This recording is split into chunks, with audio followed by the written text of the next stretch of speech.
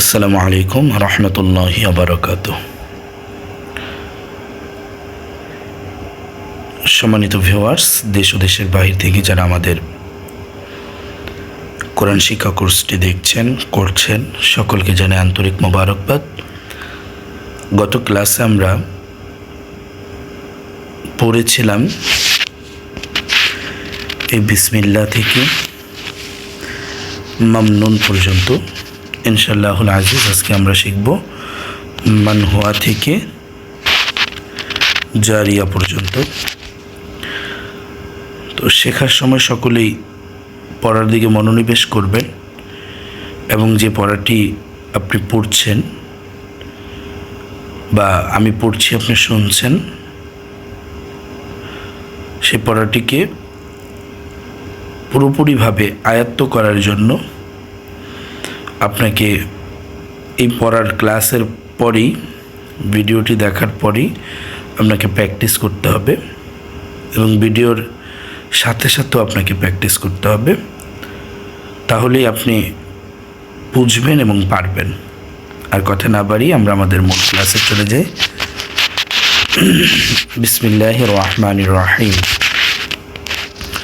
মিম নুন জবর মান, হাফেশ হো, মান হো, ওয়াও জবর ওয়া, মান হুয়া, আইন জবর আ, লাম ইয়াজের লি, আলি, মিম দুই পেশ মুন, আলিমুন, হা জবর হা, কাফ ইয়াজের কি, হাকি, মিম দুই পেশ মুন, হাকিমুন, আলিমুন, হাকিমুন।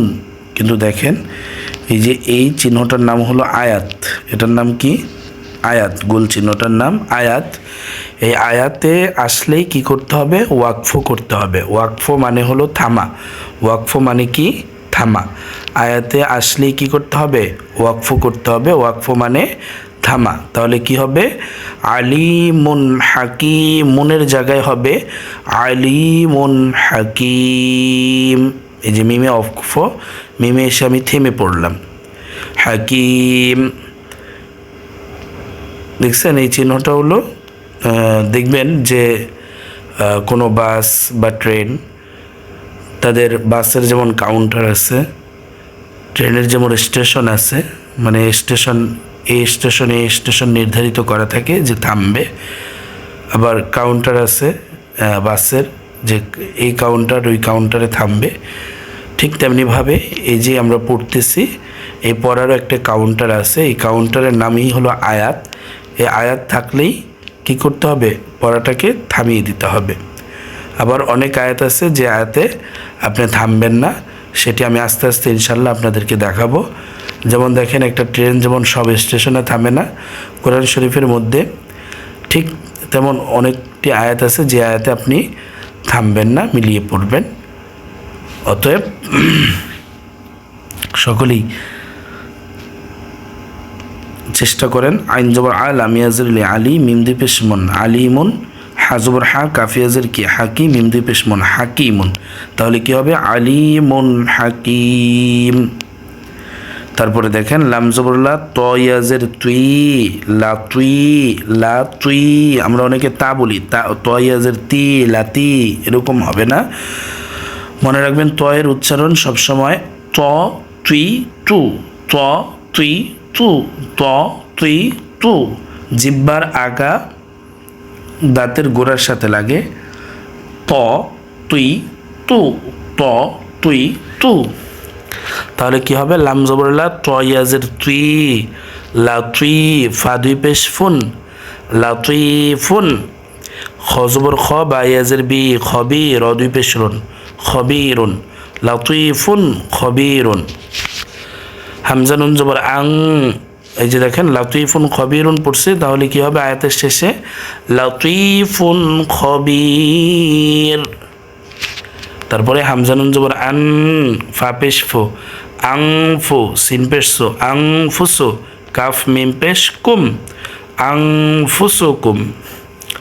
ফা জবর ফা, হামজা নুন জবর আং, ফা আং, জাল, র জবর জার, ফা আং জার, তা পেশ তু, কাফ মিম পেশ কুম, তুকুম, ফা আং জার তুকুম।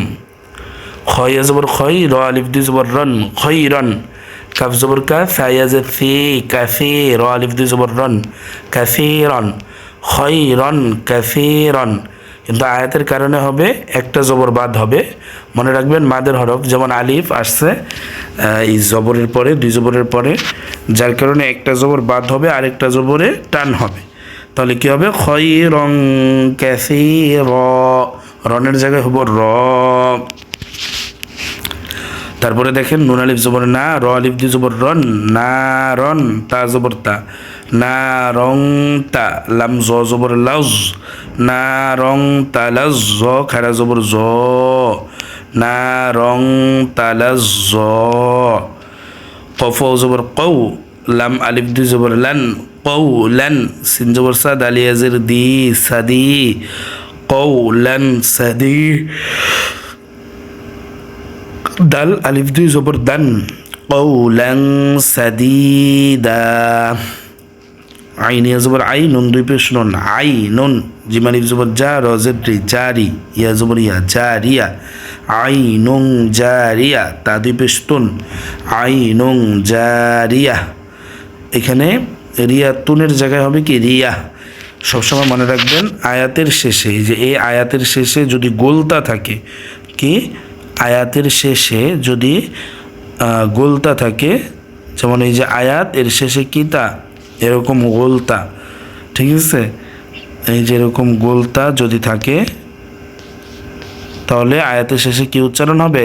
হা উচ্চারণ হবে। আর আয়াতের শেষে যদি লম্বাতা থাকে এরকম তা উচ্চারণ হবে।